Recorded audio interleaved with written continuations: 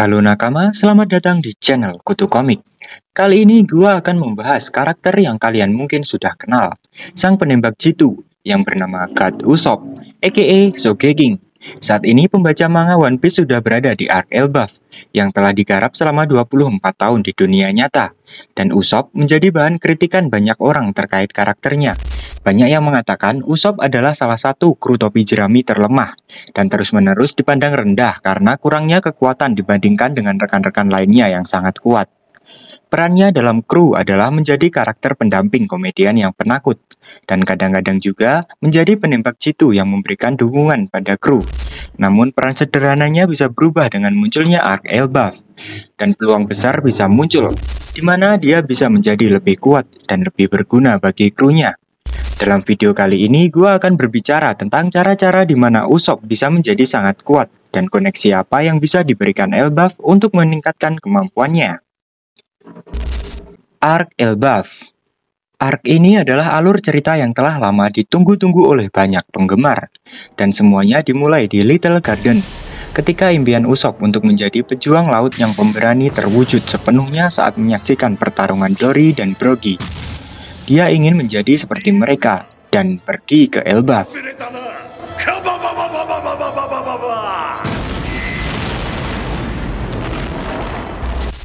Dan beberapa tahun kemudian, setelah akhirnya tiba di tempat yang paling ingin ditujunya, Usopp memulai semuanya dengan dihabisi oleh Isket.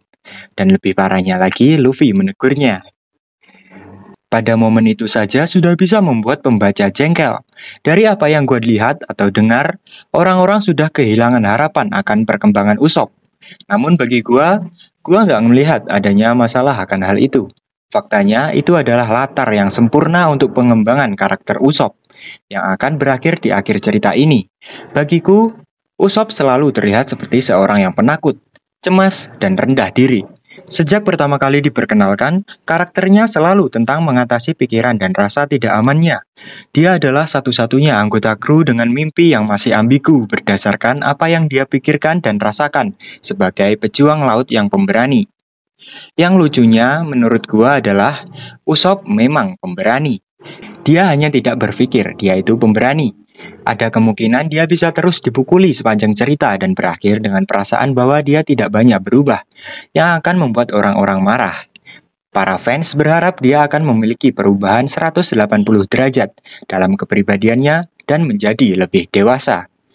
Tapi gua berpikir, saat Usopp meninggalkan Elbaf, dia akan mengakui, menerima, dan menjalankan perannya sebagai role support dengan baik. Jika kalian ada yang telah menonton One Piece Stampede, gua pikir kita akan melihat momen dari Usopp ketika dia menyebut dirinya tidak berguna, tetapi datang untuk membantu ketika keadaan sangat genting. Dalam film, menjelang akhir Usopp menyatakan bahwa membantu teman adalah peran seorang penembak jitu. Jadi tanpa berlama-lama lagi, mari kita langsung saja menuju ke inti videonya.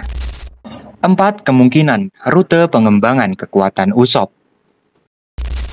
Pertama, palu dari Thor. Thor, Mjolnir, dan abad kekosongan. Jika kita berbicara tentang Elbaf, maka tidak akan jauh-jauh dari mitologi Yunani. Teori gua adalah Thor merupakan sosok yang hidup di abad kehampaan. Sosok yang mengenal Joy Boy dan jelas merupakan pengguna Mjolnir. Thor adalah anggota kru Joy Boy. Dan ketika Joy Boy tewas atau kalah perang, Thor kembali ke Elbaf, di mana ia akhirnya meninggalkan palunya. Sekarang yang gue teorikan adalah bahwa sejak abad kekosongan tidak ada seorang pun yang pernah mampu mengangkat Mjolnir sejak Thor terakhir kali menggunakannya 800 tahun yang lalu. Mungkin seperti Joy Boy dan ramalannya tentang kembalinya dan membawa pembebasan di masa depan, Thor dengan cara tertentu melakukan hal yang sama, tetapi dengan palunya Mjolnir. Mungkin ada ramalan tentang pengguna palu berikutnya, dan mungkin ramalan ini memulai tradisi di Elbaf, di mana para prajurit datang untuk menguji kekuatan mereka dengan mengangkat palu. Ini terjadi selama 800 tahun tanpa hasil, sampai bajak laut topi jerami datang, dan Usopp mengangkat palu Thor. Usopp akan mengangkat Mjolnir di Elbaf. Gua bakal ngejelasinnya secara sederhana, yang mungkin akan terjadi, dan akan mengubah Elbaf. Dimulai dengan Ragnarok, peristiwa penting dalam mitologi Nordik, dengan Loki menjadi antagonis. Ditambah lagi Usopp dikenal menggunakan palu sebagai senjata, jadi masuk akal baginya untuk memiliki palu Thor. Namun pada chapter manga One Piece 1131, Loki tampak mempunyai senjata berupa palu, dan itu bisa jadi Mjolnir, dan mematahkan teori Usopp yang satu ini. Tapi jika itu bukan, mungkin ceritanya bisa begini. Karena mengangkat Mjolnir, Usopp menjadi legenda di Elbaf, dan kita bisa melihat Usopp mendapatkan kesetiaan dari para prajurit Elbaf. Dengan Usopp memiliki 8.000 prajurit terkuat di dunia, yang membuat kebohongan Usopp menjadi kenyataan. Dan ini bisa menjadi alasan Loki menjadi antagonis karena perebutan kekuasaan di Elbaf. Usopp akan menjadi panglima pasukan terkuat di dunia dan akan menempatkannya dalam daftar pantauan pemerintah dunia, yang mungkin berakhir dengan Usopp mendapatkan hadiah buronan yang melebihi semua anggota kru topi jerami, kecuali Luffy tentunya. Yang kedua yaitu dengan perkembangan Haki. Usopp, sang manipulator Kenbun Soku Haki. Cara Usopp akan mencapai Yasop dan Van Augur, menurut gua kekuatan yang paling cocok untuk Usopp adalah kemampuan untuk memanipulasi haki observasi orang lain, yang mana dia bisa memanipulasi visi masa depan, yang menyebabkan orang lain melihat masa depan yang salah. Lalu memanipulasi kehadiran, yang mana mampu untuk memanipulasi deteksi dari pengguna haki observasi yang lain, yang berarti Usopp memanipulasi pengguna haki observasi agar tidak merasakan kehadirannya dan mampu menipu mereka untuk merasakan kehadiran banyak orang walau tidak ada orang di sana.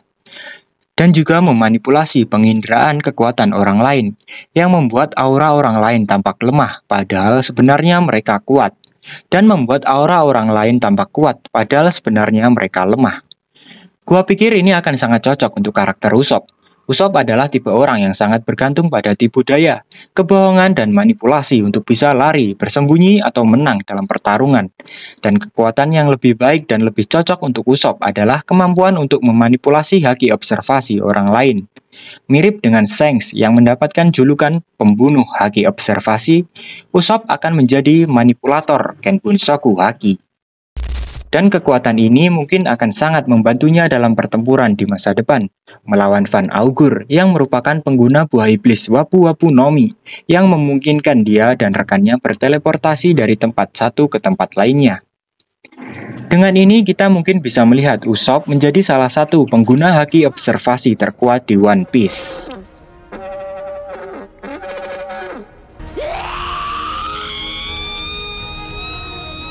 Yang ketiga dengan kekuatan buah iblis. Selama di Elbaf, ada kemungkinan Usopp menemukan buah iblis, dan setelah itu pun masih ada 3 kemungkinan lainnya, yaitu yang pertama, dia memutuskan untuk memberi makan buah iblis itu ke ketapelnya. Seperti yang sudah kalian ketahui, senjata pun juga bisa diberi kekuatan buah iblis. Yang kedua, Usopp menemukan buah iblis dan memakannya. Atau yang ketiga, dia menemukan 2 buah iblis lalu memberikannya ke ketapel dan untuk dimakan sendiri. Dan berakhir dengan Usopp yang memiliki kekuatan 2 buah iblis. Untuk buah iblisnya mungkin bisa saja Hebi Hebi no Mi model Yamata no Orochi, milik Orochi sebelum kematiannya. Jika dipakai di ketapelnya, mungkin saja dia bisa menembakkan 8 tembakan sekaligus. Dan jika dia memakannya sendiri, mungkin ini adalah buah yang cocok buat Usopp, karena bisa jadi nyawa cadangan untuknya.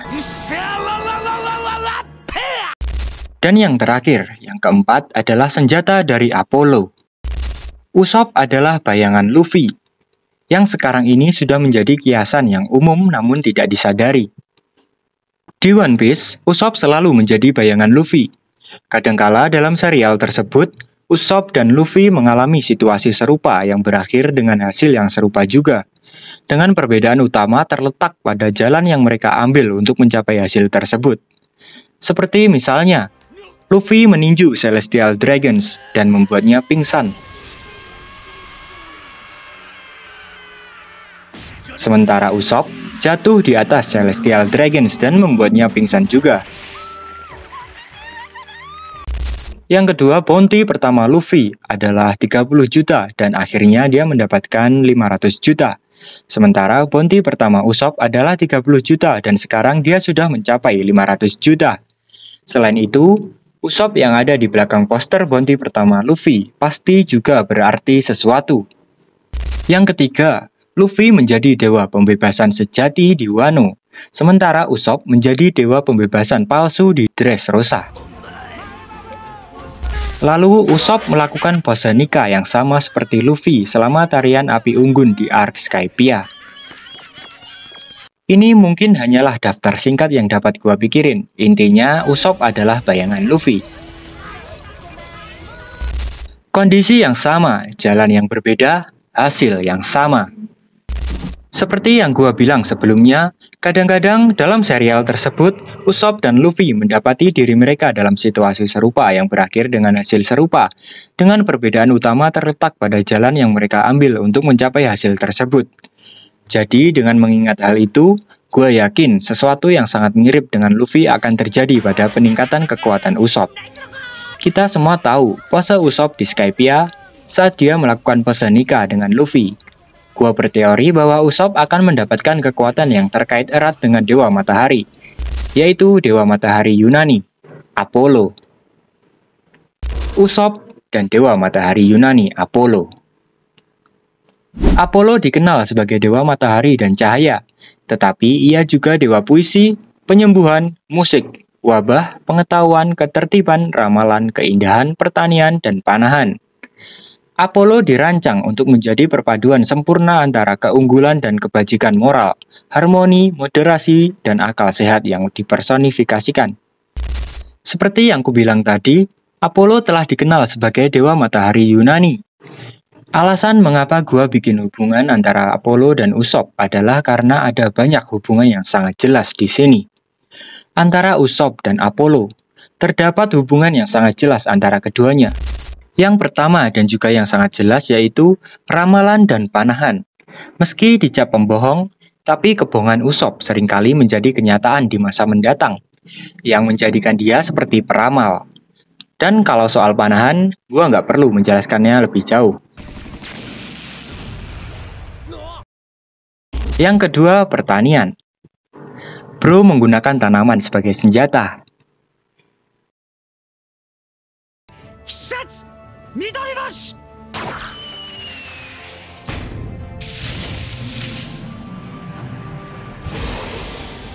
Dan yang ketiga, matahari dan cahaya.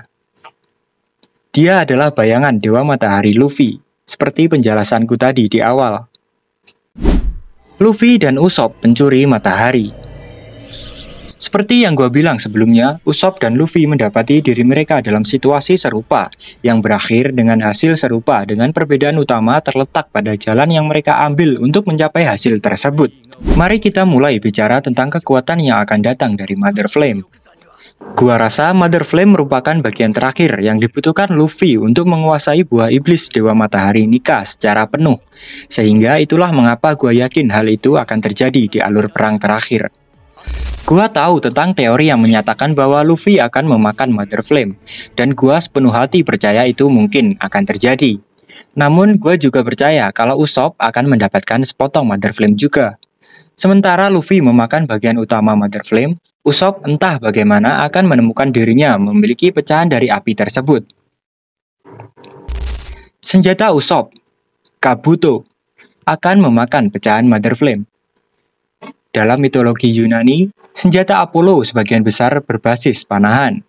Apollo menggunakan busur dan anak panah dari emas sebagai senjatanya.